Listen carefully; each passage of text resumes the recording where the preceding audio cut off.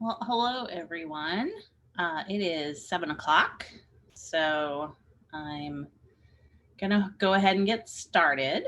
But we're gonna have the way this will roll. Sorry, took me a minute to get into the mode. I want to make sure I could put my group chat in a place where I could actually see it. Because if you've tried to use Zoom with presentations, you want to make sure you can see things that are happening. So my name is Dr. Sarah Evans, and tonight for our Living Multiliteracy session, we're going to take our about 3 times a year, we kind of step back from presenting new information to present and invite in people who would like to know more about becoming a school librarian or a youth librarian. Hello, everyone. It's nice to see everyone chatting in the chat. So I'm going to start out. I'm going to talk about youth librarianship. And, that'll take a bit. And then we'll switch over to Dr. Tricia Cohen. We'll talk about school librarianship program. And then at the end, we will definitely take questions and talk.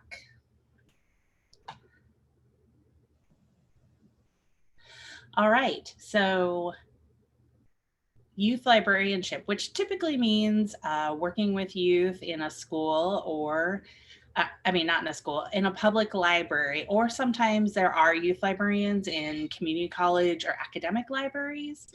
So that is something that may happen, or you may end up working with youth in a different kind of setting.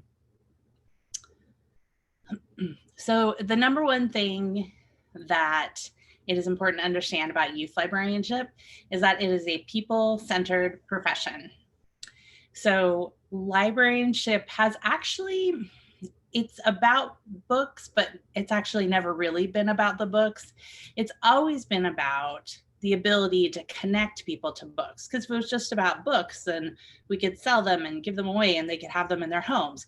But it's about building these resources. And then the important part is connecting the resources. And especially as a youth librarian, your job is to connect people to information in multiple ways. And to do that, you need to know your community. So a big emphasis we have here in our program is how do you get to know your community? And then how do you design for them, and more importantly, with them, to make sure that the library is a resource that families and young people can rely on to get both their educational and entertainment needs met, and at different stages of their life. And the last thing is that youth librarianship has a strong emphasis on equity, and that includes here at UNT. That is an important value to us as well. We live in a wonderful, diverse nation, and libraries are a great place, especially the public library, to be because it represents democracy. It's one of the last places left in America where anybody can enter without a fee. So that's something to think about there for a minute. So what exactly is a children's or a teen librarian? So a children's librarian, they do similar work with slightly different foci. So you establish relationships is the first thing you're going to do.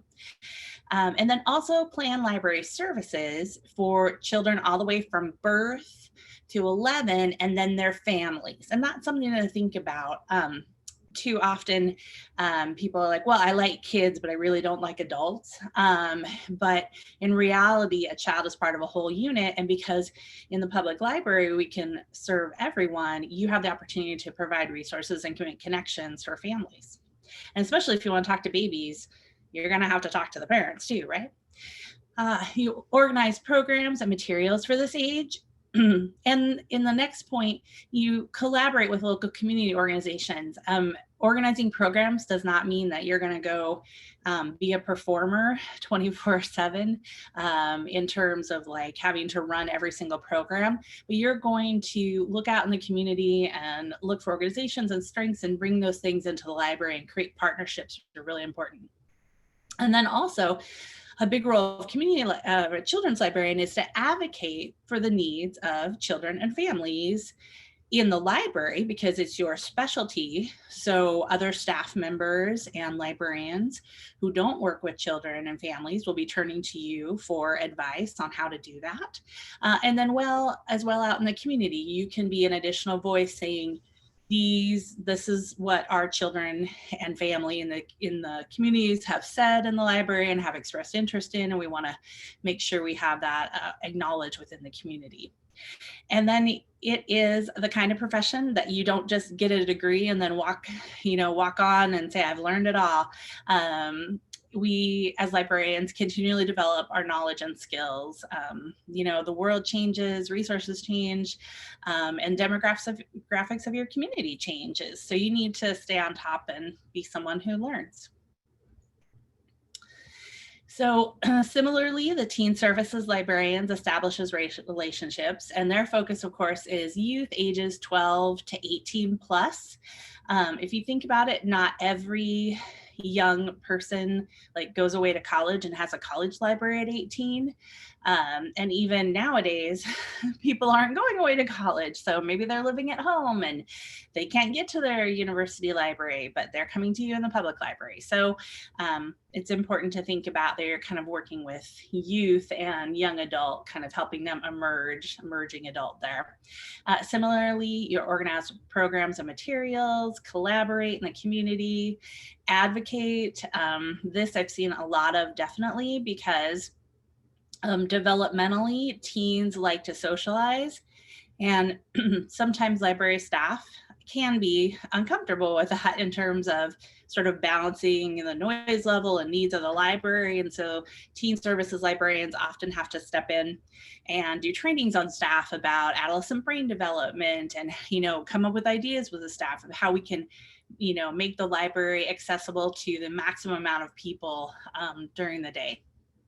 And then, of course, again, continuing to develop knowledge and skills in order to better serve. So in order to be a public librarian, you do have to earn a degree, a master's degree in library and information science from an accredited school. And we at the University of North Texas just had our American Library Association accreditation reapproved this last year. Yay!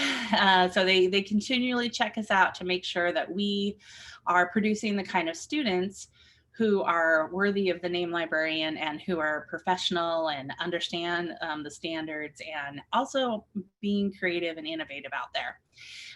So you will get a certificate after from the state that you live in once you finish your library degree. So for example, when I finished my master's, I was in Washington State, and there was a bit of paperwork, and then Secretary of State gave me this certificate that said I was authorized to be a librarian.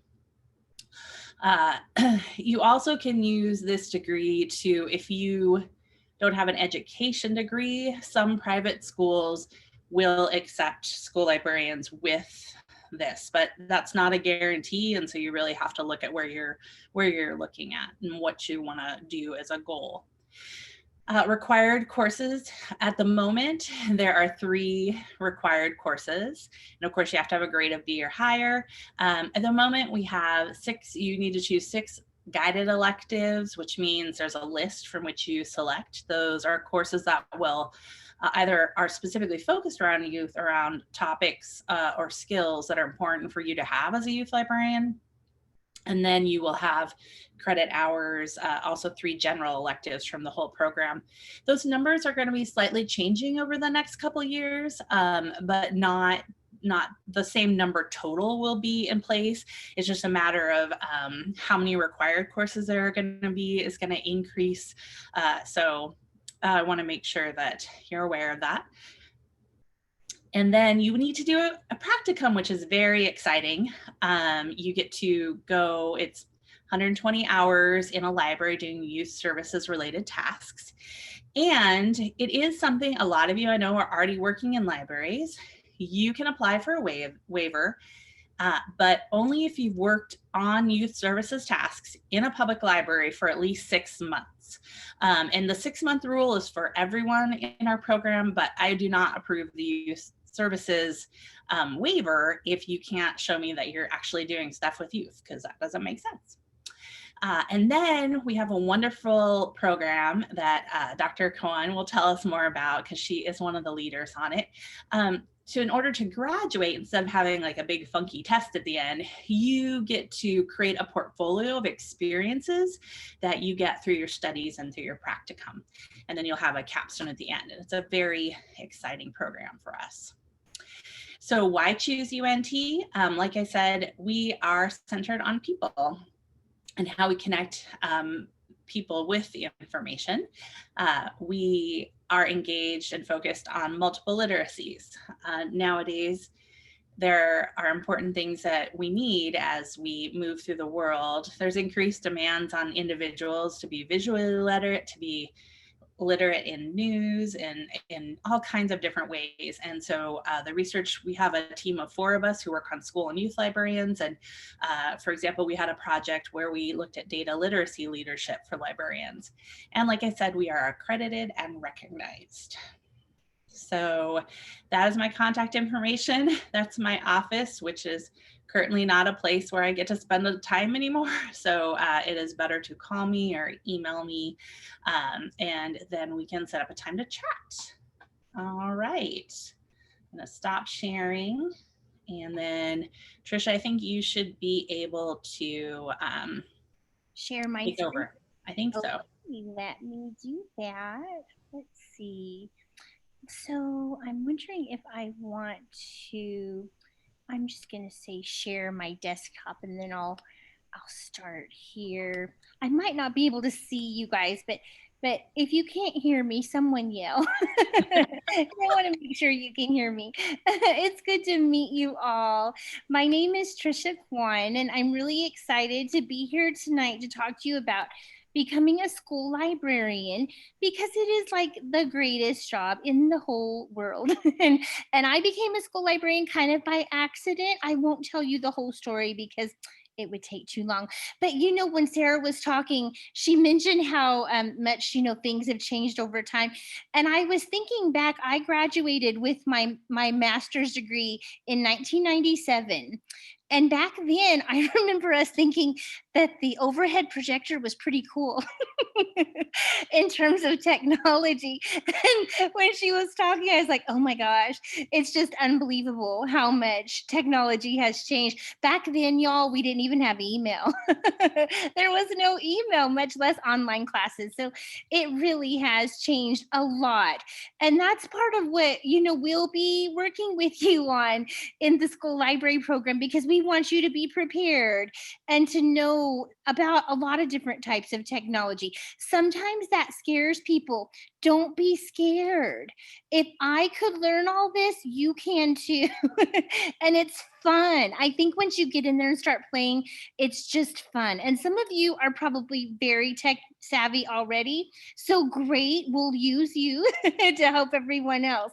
But first, before we get into all that, let me just tell you a little bit about the program. And we're going to talk about why you would want to become a school librarian to begin with.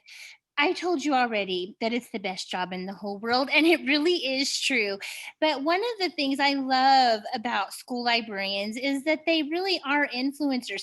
You hear a lot of talk on social media these days about influencers, you know, the people who have 1 million followers on Instagram and YouTube and, oh, TikTok. That's the big one these days with my kids. But school librarians are influencers too, because you have that opportunity to work with every faculty member and every student in the school, and then to do community outreach too. I mean, if you do it right, you're kind of a rock star. In fact, if you do the morning announcements, they think you're famous because they think you're on TV. So it really is such an important job. You have that ability to impact every single person in your building.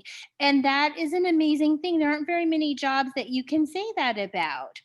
Also, there are some really fun things that we do as a school librarian. You have an opportunity to provide a welcoming environment. And I have seen librarians do this in so many ways. The other day, I was talking to a student, and she was telling me she's in Colorado, and she was telling me about her library. And she has like, exercise bikes set up by the windows where kids can like be on the exercise bike riding while they're reading a book. And I said, oh my gosh, I never thought of that. But that's a brilliant idea because they need to get their energy out, right?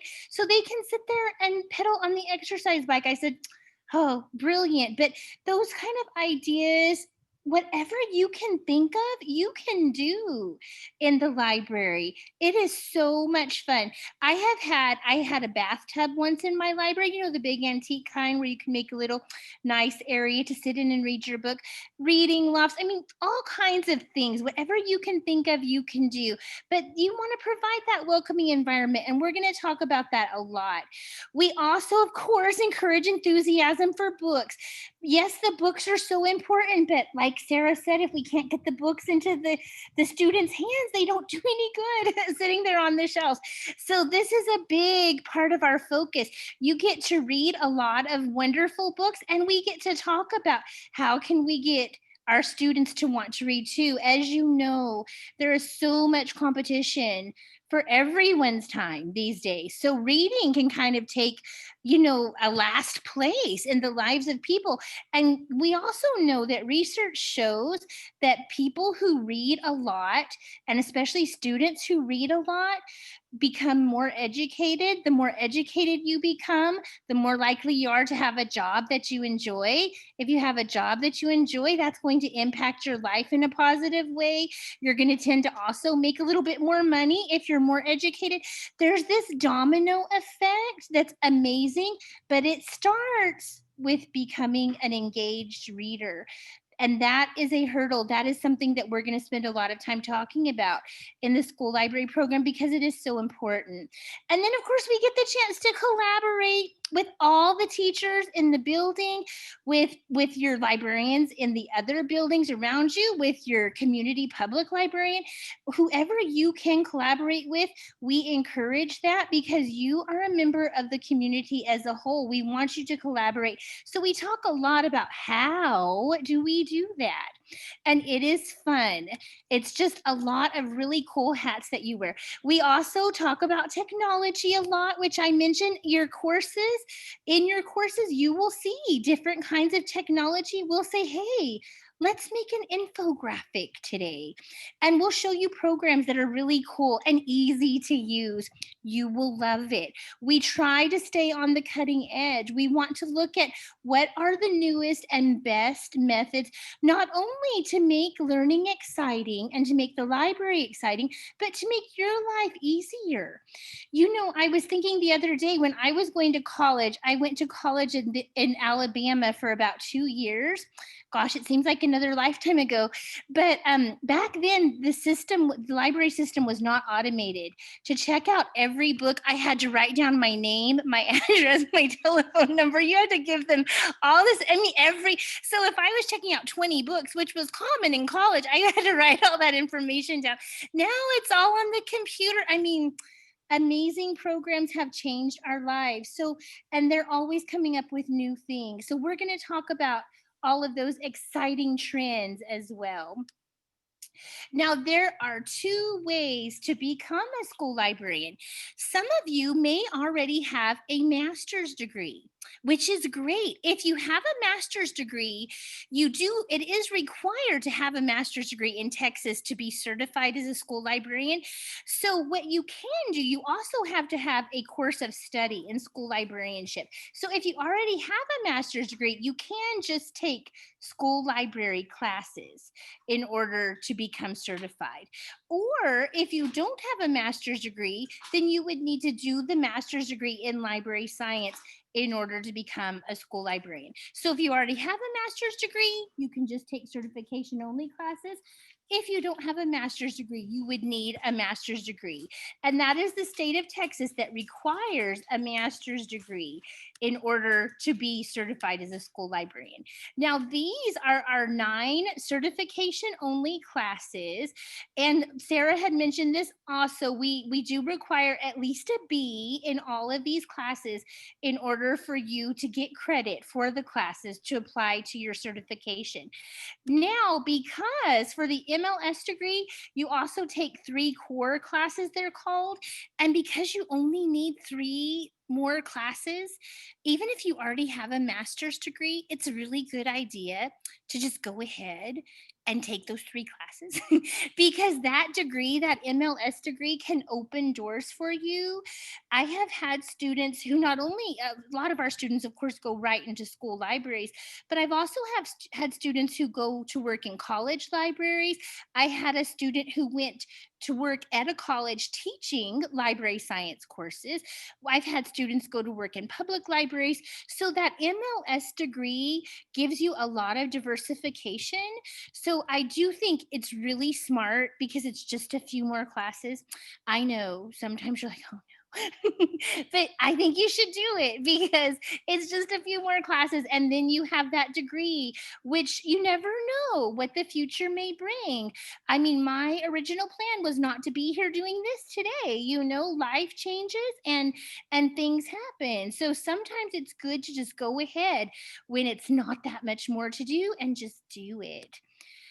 So I did mention this already, but in Texas, a master's degree is required, plus the school library certification courses. Now, when you do the master's degree in library science with us, and you declare that you're going to focus on school librarianship, you will be taking those 9 school library classes that I just showed you a few minutes ago. And you'll take them in kind of a specific order too, but those 9 school library classes are all geared towards how to be a school librarian. Those 3 core classes that are required for the master's degree, those are more like from a general standpoint of information science and the library world in general. They are not school library focused, but those 9 classes are school library focused. So just to give you an idea of what that means. Now, if you are coming to us from another state, that is also fine because we have people all the time. We have students from all over, not only other states, but all over the world. So if you're coming from another state or another country, that is absolutely fine. And our degree is going to be, it's an MLS degree. It's great for you too. And it will work wherever you are, but you will need to check with your own state about their requirements for certification or to work as a school librarian in your state, because those requirements differ, in every state. And so we just pretty much keep up with what's required in Texas. So we would encourage you to check to see what's required. Now, I will tell you, Texas is pretty strenuous in their requirements to become a school librarian. So if you are meeting the requirements that we have, you're probably going to meet the requirements that you need in your state as well. Let's talk about some FAQs and a couple of these things Sarah had mentioned. Other than coursework, what is required? Let's take a look at this. We do have an electronic portfolio, which is really cool. I have to tell you, there's a few reasons why it's really cool. Number one, if you're taking just the certification courses, or if you're taking the master's degree in school librarianship, you're going to do an electronic portfolio. So when you get ready to go job hunting one day, you're going to have all of this really amazing information that you have saved in your electronic portfolio, and kind of think of it as an extended resume. It's like your collection of a lot of the knowledge and skills and information that you have developed over the course of your studies. And when you show that to employers, they tend to be very impressed. So that's really great. Also, it gives you a way to store all of that information. And like I mentioned before, during my master's degree program, we did have computers, but we were not doing electronic portfolios the internet didn't exist, not like it does now, at least. And so we were not storing things in the same way that we can now. There have been so many times that I thought, oh, I wish that I had certain documents, that I had at that time, but that I've lost track of. So this is a great way for you to not only store your information, but you can build on your electronic portfolio and keep building on it for years to come and track your professional development that way, which is really cool. It does meet a requirement in our program to be a capstone project. So right now, we have a capstone project that's the electronic portfolio, and we have some students who are graduating under a comprehensive examination. Now, the comprehensive examination has been replaced by the electronic portfolio. They are both capstone projects, but the one that you would be doing is an electronic portfolio. You would start working on it your first semester, and in fact, I teach the first class in our program, in our school library program, and we have assignments that circulate around this electronic portfolio. So you will actually start building it your first semester, and you'll work on it all throughout your coursework. So every semester, you will add content to your electronic portfolio. And then in your final semester of coursework, your electronic portfolio will get evaluated by faculty. So it's not something that you have to do suddenly all at one time at the end of your program. It's something that you work on as time passes. And it meets that requirement for that capstone. Back in the day, I wrote a thesis. Sarah, what did you do for a capstone? Do you remember with your master's? We actually had a portfolio. Good. So, but we had to do it. It was we had to do it by hand HTML. So having this portfolio is a little easier to put together.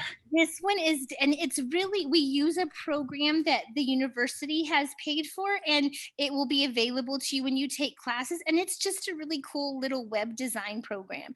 So, and as a capstone project, I just love it much better than a comprehensive exam. So, and I think you will love it too. I've made one. I just think it's fun. It's a cool way to keep track of your development over time. Now, we do also have a library practicum, a school library practicum. In Texas, the requirement is 160 clock hours. So if you're coming to us from some other state or country, this is still the requirement. We just stick to Texas requirements. And so no matter where you're joining us from, you would have to go with our requirements too. So this 160 clock hours. Now, the good thing is you don't do this all in one semester. In that first class that you take, which is that class that I was telling you that I teach, in that first class, you start accumulating your practicum hours then. So after you've taken, 5 semesters or however long it is that it takes you to finish your course of study, you're accumulating hours as you go. So you don't have to quit your job in order to get these hours. You don't have to, take off a day every month or whatever. The way I figured it out, if it's 160 clock hours, let's say it takes you 5 semesters to do your coursework, which is pretty typical. That's pretty standard. Some people take a little longer, some people are a little faster. So if you divided 160 hours by 5 semesters, you come up with 32 hours. And we have 16 weeks in a semester. So if you divide 32 by 16, that's 2 hours a week. So if you just average spending 2 hours a week working on accumulating your clock hours, then you would have them. Now, some people prefer to spend, to do more up front. Some people prefer to wait a little while, but we get you started right away. And we do this so that you can gradually earn those hours so that you don't have to be like at the very end trying to scramble around and figure out how am I going to get all these hours. And also during the pandemic, because a lot of schools have been very strict about letting people, especially visitors, into the schools, we have been doing a lot of things online. And so depending on what happens in the future, of course, we all want to go back to some kind of normal. We'll see what happens, but there are options. I'm seeing a lot of online options. I also oversee the practicum, the general practicum. And even for those of you who are thinking about joining the youth library program, I would be your practicum coordinator for that as well. And we have options for online practicums for that program as well. So don't think that we can't figure out a way to make that work. Where there's a will, there's a way. And we're going to figure that out and help you. Now, if you live in Texas, you also have to take a certification exam to graduate. And this certification exam is actually required in order to be a practicing school librarian in Texas. For those of you who are teachers in Texas, you know you had to get certified and you had to have a certificate to teach in Texas. You also have to have a certificate to be a school librarian. So this exam, one of the things I love about the way UNT does this exam is tough, but you take this exam while you're also taking your last school library course, which is called practicum. It's called a practicum course. I teach that course. So I teach the first and the last course in the program. And this certification test is like the first thing we do in that course. And I just want to hold your hand and help you to pass that test. It's not an easy test, but our first goal in that course is to make sure you pass that test. Now, I know because I've worked at TWU and I've worked at Sam Houston State University here in Texas, and I know that Sam Houston State, at least, does not help you pass this test. You graduate and then you have to just go take the test, and it's not their responsibility, if you pass it or not. But here at UNT, we actually stay with you and help you to pass this test, which I love. And I think it's a really smart thing to do, and it's the right thing to do. So it's one of the things that I think makes our program stand out. Now, are all of the classes offered online? The answer is yes. All of our classes are offered completely online, which makes it extremely easy for you to do your coursework wherever you happen to be. Every class is offered every semester as well. So you don't have to go around thinking, oh my gosh, this class isn't going to be offered till the spring of 2022. But that spring, I also need to take these 3 other classes. No, all of our classes are offered every semester. And that allows you to not have to freak out and worry about how am I going to fit all these classes in at whatever time. That can get to be a little bit crazy. Why choose UNT? Our school library program is ranked number 10th in the nation. That's in the whole country. I'm not even sure how many school library programs there are, but there are lots in the country. But UNT's program is ranked number 10. That just tells you that we are doing what we're supposed to be doing, and we're teaching you what you need to know. Because outside ranking sources have said, hey, this is a really good program, and they're doing a lot of really good things. I've mentioned this before, but we are also ALA accredited, and not all school library preparation programs are ALA accredited. And this accreditation, what this also does, other than tell you that we are doing all the things and teaching you the curriculum that you need to have in order to be a successful school librarian, it also is telling you that this ALA accreditation means this will open doors for you. If you go to a university that is not ALA accredited to get this same master's degree, you cannot work as a public librarian, and you cannot work in a college library. If you ever decided that you wanted to, you would only have the option of working in a school library. So that ALA accreditation is kind of huge. Now, I've been, because we're friends with people at TWU, I go sometimes and we do this talk and they do their talk. So I've heard their talk, and they always say, and by the way, we're all friends and we get along really well, our faculties, but I've heard them say that TWU is the best value in the state of Texas. So I'm always like, I got to find out if that's true. So I looked it up, and it's like a few dollars. They are a few dollars cheaper than us, but they don't have this number 10 ranking. And we cost less than Sam Houston, which was amazing to me. So anyway, just a little something, to keep in mind. And I think now this is me at my computer. I would love to meet you. And I would love, and I know Sarah would too, we would love to answer your questions. Let me stop sharing my screen. Did I stop sharing? No, let me stop. You did. Okay, good. Okay, am I still sharing it? I don't know.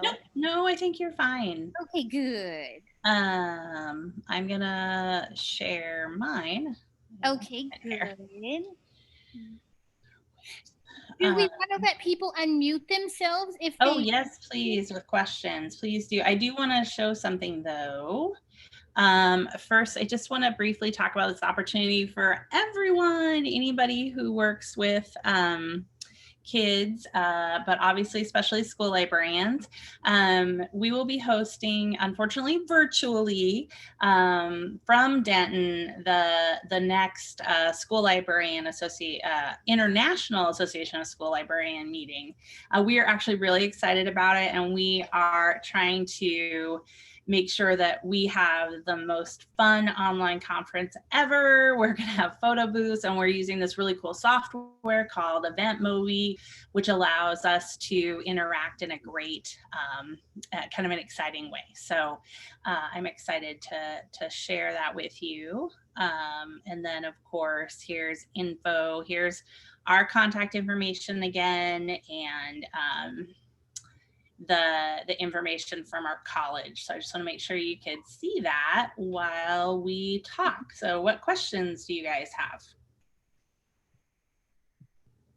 And if you feel more comfortable writing in the chat, you can. And sorry to interrupt. Well, I'm hoping people can unmute themselves. And if, let's see. Yeah, you should be able to, according to the instructions on, I just checked the settings, you should be able to unmute yourself. So.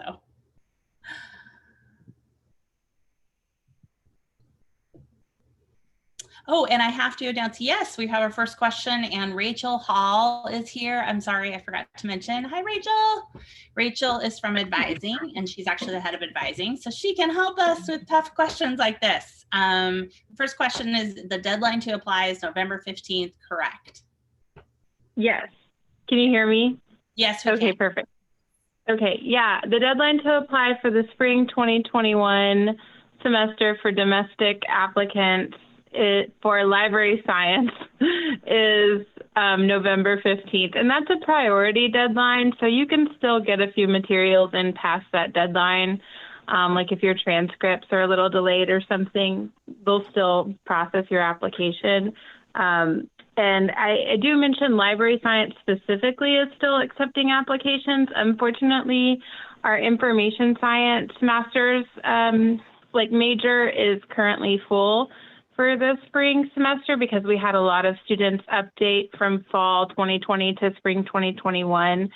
So the library science program is still accepting applications. It looks like we have some questions about that. Somebody said they started an application in Texas Apply, and it said October 15th. But yes, actually library science and information science at the UNT are the same thing, just a different, it's just what people want on their diplomas. But yeah, they do usually take some slightly different guided electives for the respective major. Like for school library students, they would definitely take the same courses for their program. But for the information science side, they do take like the guided electives that they have to choose from are like project management, data modeling, information systems analysis and design. So they're a little bit more on the technical aspect.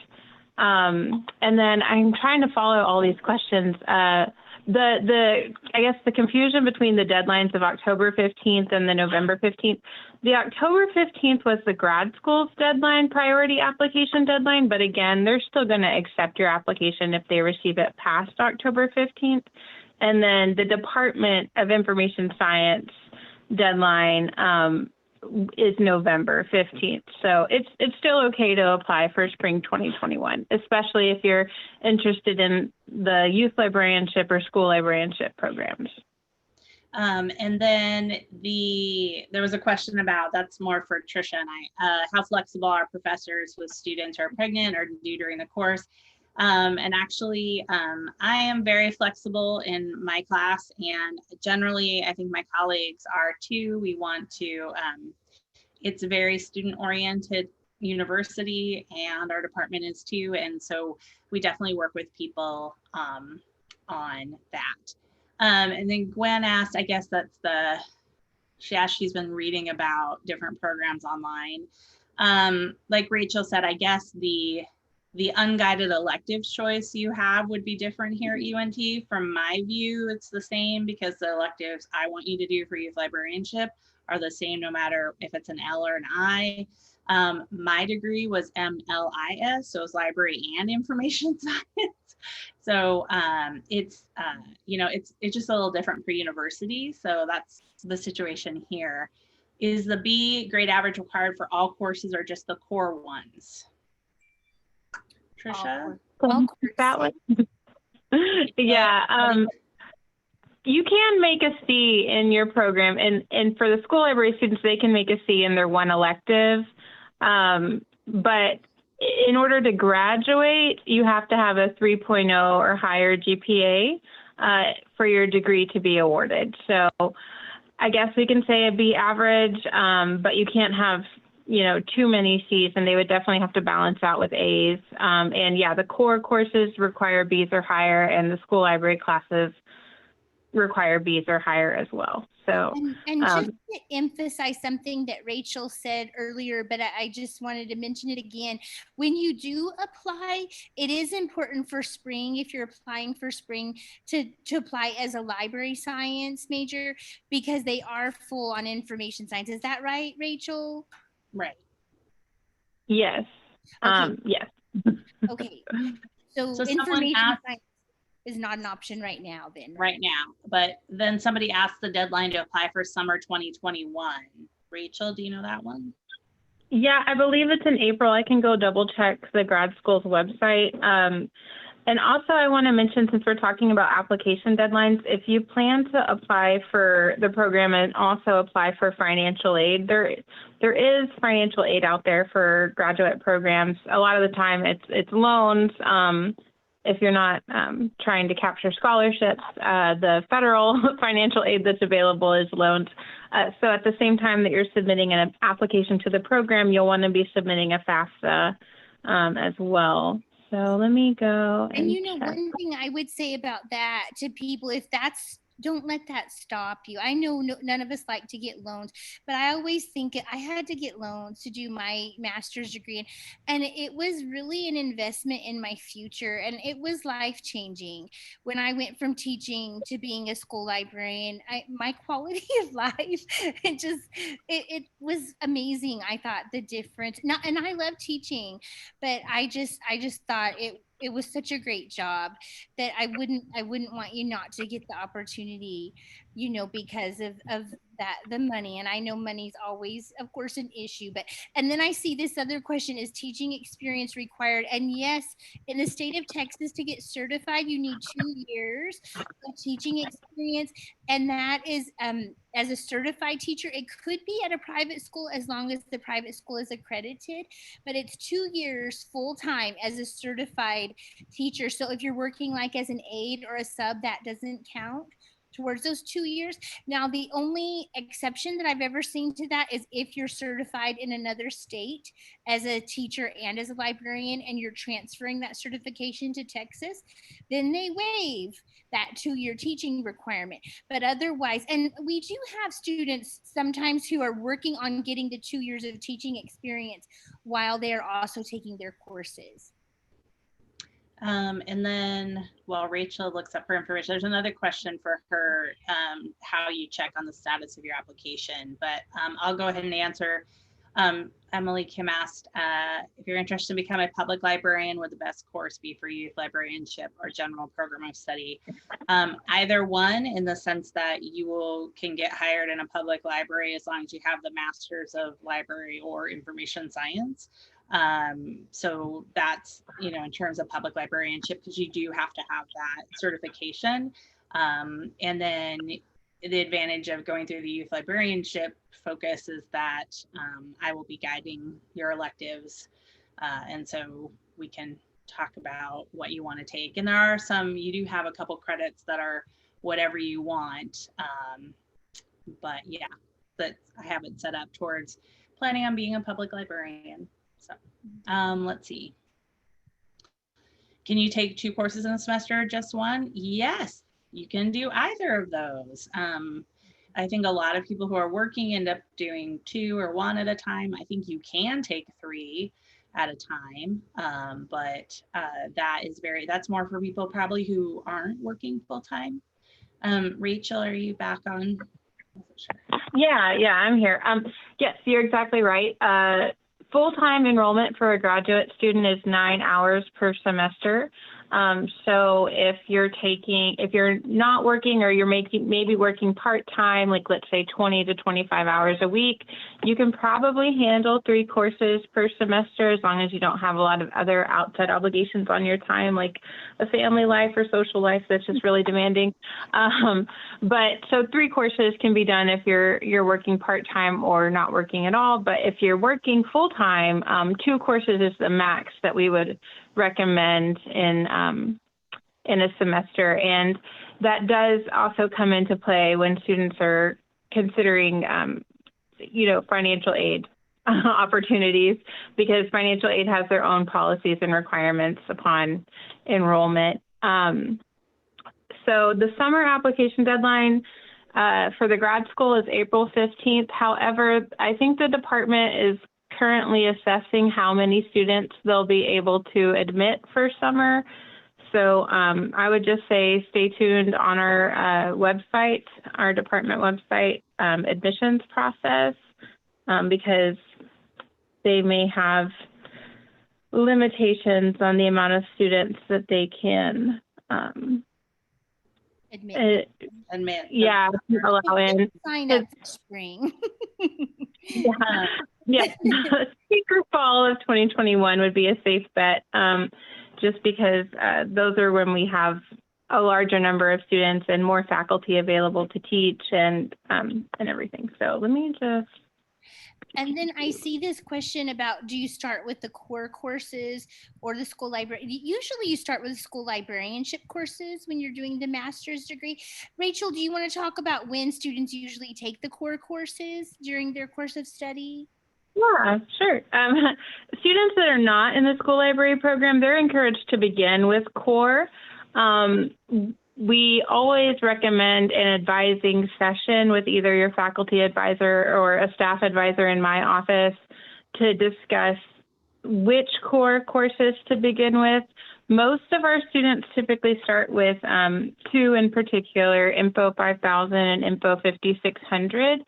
I don't want to scare anyone here, but 5200 is kind of got a more I don't know. It's kind of a more challenging class, so we don't always encourage people to start with that course. But it can be a really fun course too. It's just sometimes it's just a different way of thinking for students about something, because it's information organization and it's kind of like the foundation to cataloging. So yeah, you have to kind of rework how your brain works sometimes with that class, but it's really fun.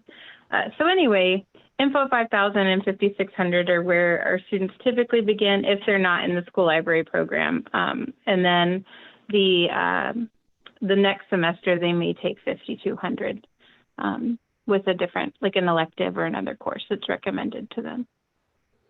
There's definitely one for you, Trisha, on do the practicum hours require you to work with the librarian on your campus if you are already a teacher? Okay, so you don't have to. You actually get to pick your mentor. So in the first class that you take in the school library program, one of the assignments is to select a mentor. So a lot of people do choose the librarian in their school just because it's easier, to get the hours right there. But even if your mentor is outside your school, then you can still get a lot of hours in the school where you work, in the library. I mean, you don't even have to have the mentor there watching you, while you're getting your hours, because you two are just going to communicate with each other throughout the course. So that mentor does not have to be there to see everything that you do, but they will sign off on your paperwork at the very end. And that's during the very last class that you take, which is the practicum course. So you get to pick your mentor. You don't have to work with the person at your school, but you can. Thank you. You're welcome. Thanks. And then there's a question about accommodations for students with ADHD or dyslexia. University of North Texas has a wonderful office for students for Office of Disability Service. I don't think it's Disability Service, Disability Access, I think. Anyway, great department, and our advising people can hook you up with them. And so basically you register with them and you meet at this point virtually with one of their counselors. And then every semester as a professor, I get a notification if a student with accommodations is in my course. And then I have a chance to talk with you and say, hey, looking at my syllabi, let's see if there's anything specific that we can do to help you with that. So I think generally very much, we like I said, we're very student focused, and my dad has dyslexia and my son has ADHD, so I get it. So I'm more than happy to have those conversations. Let's see, somebody asked about laptop requirements. That we do not have a specific set of laptop requirements, other than you need to have access to the internet. And then you should have ability to record, ability to watch, listen to, and record audio video things. I think there's not a specific outline, is there, Rachel? I don't think so. I don't think the department carries. Have to unmute. Yeah, audio, video. I don't think so. I think the college does have a page on their website about technology recommendations, depending on the program that you're pursuing. I think for the most part, PC is we don't really like to tell people what to buy, but a PC may work better with like the Microsoft Office suite and just the formatting. And I know with the information organization class back in the day, the program that students had to download, it sometimes had trouble with Mac, but I think they've worked out a lot of those kinks. So really, it's whatever you have, I think is fine. I use a Mac, and I got the Mac that I'm on right now last year on Black Friday for $300 at Walmart. I know, it was a good buy, and it works great. It does everything that I need to do on Canvas and, all of the programs that I need to run. So I would say, the only issue I've ever seen a student have is sometimes, there are, if the computer is really loaded down, sometimes if you have a lot of stuff saved on your computer, it might slow down your internet. That seems to be the only problem that I've had anyone ever have, though, with a laptop. So, and that's kind of common. Rachel, do you know about the pricing, how much it costs to take a class? Well, that's a good question. Yeah, I just put something in the chat for a tuition calculator for the Student Financial Services Office. Oh, sorry, I posted the same link twice. Let me get that other link.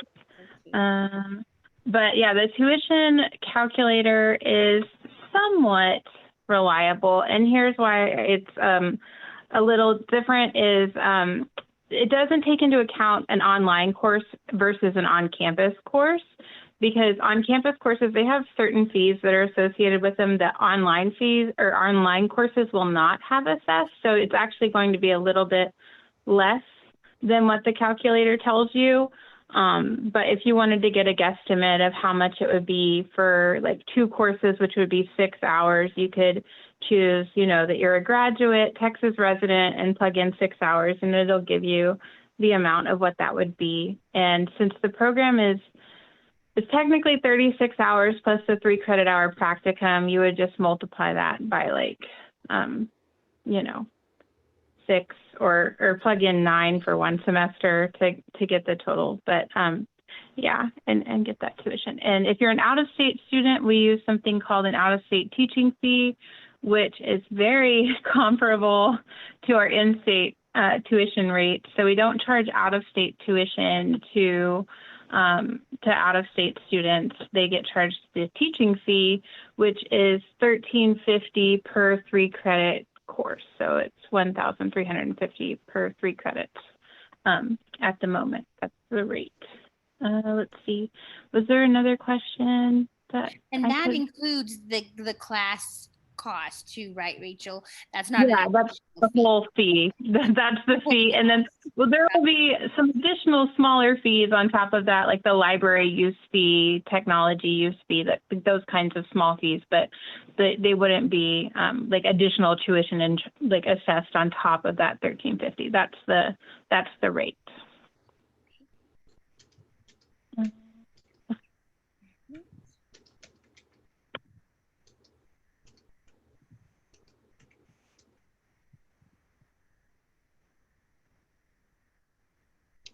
So somebody has interest in public librarianship. Yay, it's the best job ever. Okay, Trisha and I can battle it out.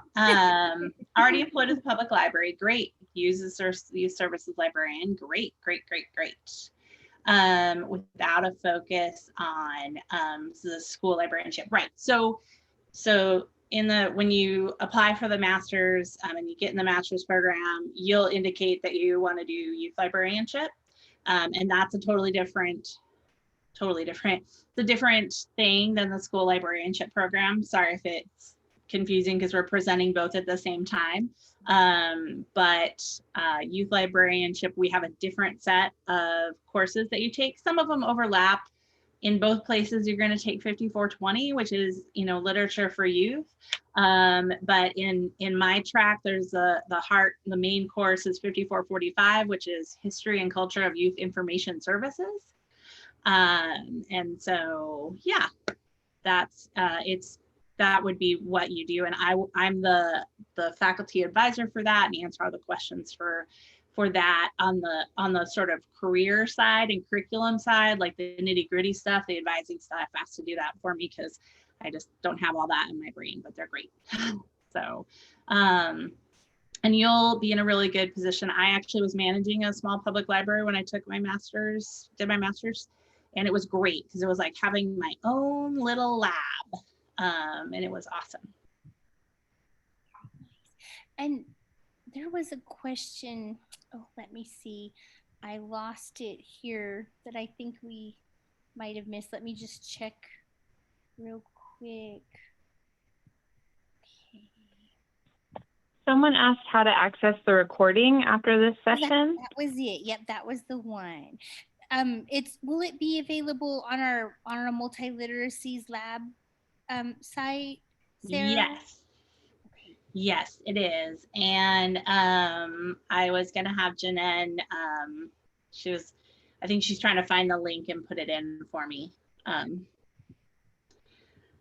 then, yes, so we have a multiple literacies lab website, and under events and presentations, that is where that is. And then we also, it links to, we actually have, yay, there's the link. We have a YouTube channel where we are been putting these, and we just started this series in June, July. So we're putting things in as they happen, but you can look at some of the ones in the past as well. Priscilla asked about certified in both school and youth librarianship. So my understanding, I wish Dr. Schultz-Jones was here. Well, oh, Rachel would know, actually, probably.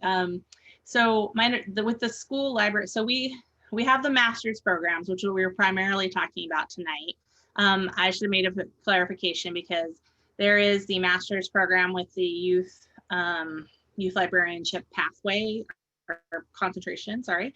But we also have a 4-course graduate academic certificate that is like youth librarianship or youth services in libraries. And so I think there have been school library people who they're mastering and they do the school library program, but then they overlap that and take the cert, because there's some overlap in the courses. Like both areas require the literature course. And so yes, that is something, if you're interested in having both, then I recommend you do the school librarian path and then add on the courses for youth librarianship. Yeah, the youth services certificate actually overlaps 3 of the 4 courses, can come from their school library certification courses. So if the school library students choose storytelling as their one elective, then they have that youth services certificate, and that'll be an additional. Yeah, sorry, Dr. Evans, go ahead. It's actually it's changing for next year. So you guys haven't gotten all that information yet because it like just happened. And so I can't guarantee that that is true because now I can't remember how many classes overlap. In the past, that is Okay. true. But maybe there may be like 2. I need to look at it. So I just don't want to promise something and have someone get mad. So Right. Clarify. Okay, so historically, students have been able to have a good number of their courses overlap, but that may be changing soon. So we'll just have to look at that. However, as Dr. Evans kind of implied, the school library program, as Dr. Kwan mentioned in her presentation, is pretty rigorous, and the requirements in Texas are pretty strict. So I always advise students, if you meet the 2 years teaching experience requirement, and if you're planning to do our master's, it's better to pursue that certification and meet the requirements of the state of Texas, because kind of in my view, it's like it opens more doors rather than closes them, because you'll have the ALA-accredited master's, you'll have the school library certification, and some of those courses are going to be applicable in like a youth library's position, and you can make sure to be selective with your one elective, or maybe even take an additional elective if you want to kind of build up the knowledge base for specifically the youth libraries portion. So. Yeah, and I totally agree with that, because I know I had a lot of colleagues. Well, I actually worked in public and school libraries, so I've done public and school librarianship, and I had a lot of colleagues who actually went back and forth, because if you've got the cert, then maybe like and depending on I always recommend all library school students. My mantra is like, if you want to stay living in a certain area, then you should pretty flexible about what you're going to do in libraries. And so I've known people who've like been able to stay working with kids by bopping back and forth between school and public.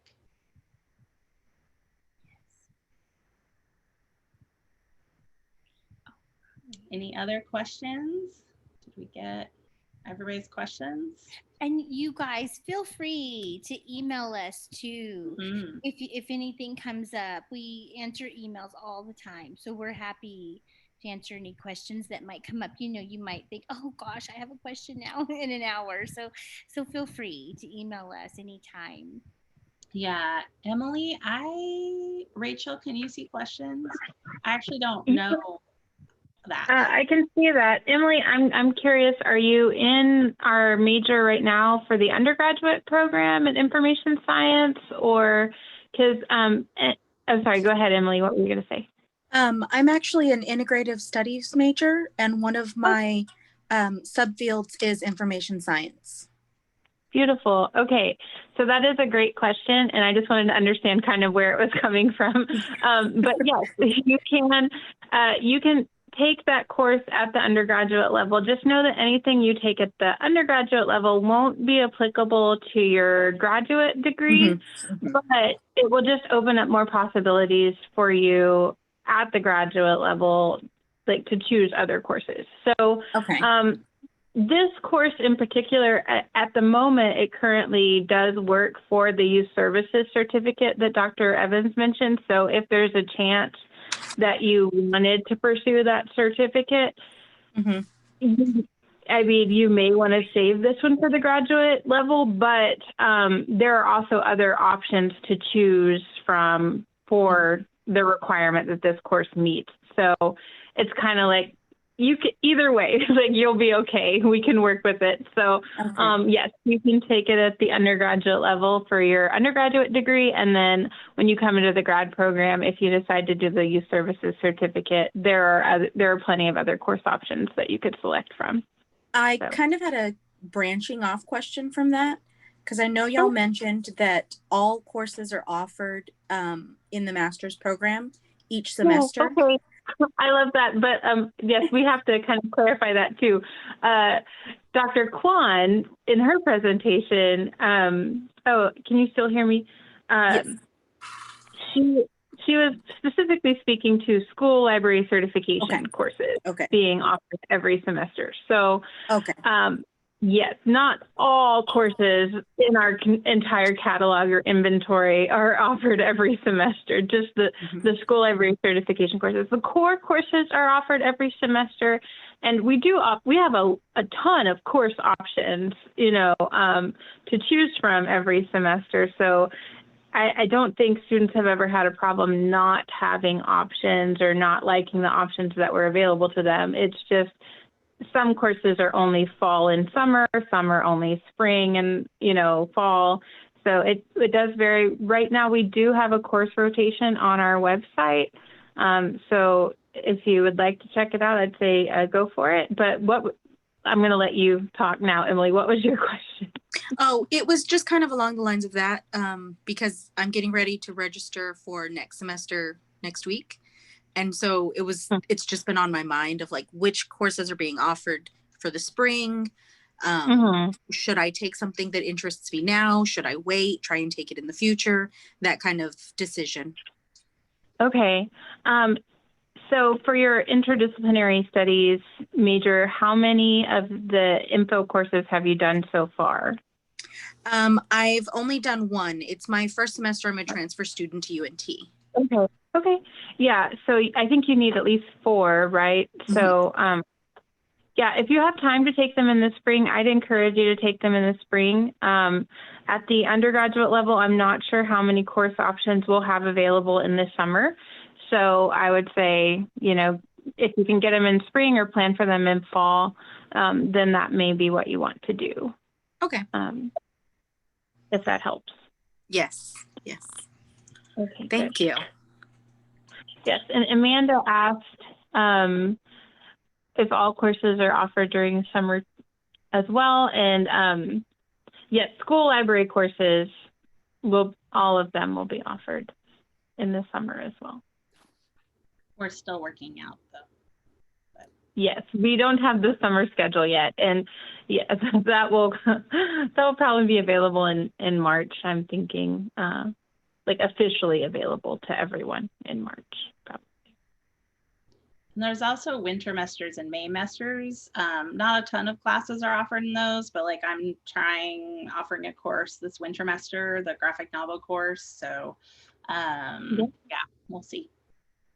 Yeah, and Dr. Kwan is also offering a wintermester course, so that we haven't offered in a long time, that 5430 course. Yes, and it'll actually be focusing on maker spaces, which will be really fun. Yeah. Great. In a few weeks in the winter. That's right. Well, it's definitely past time. Thank you for everybody hanging out and listening. And everyone who registered for the event, I send out, once we get this loaded up in a day or two, I send out a follow-up email with the link to it. So, and like we said, please feel free to come ask us questions, write us, all that good stuff. And register and check out the IASL, IASL2021.unt.edu. It's going to be really cool. So check it out.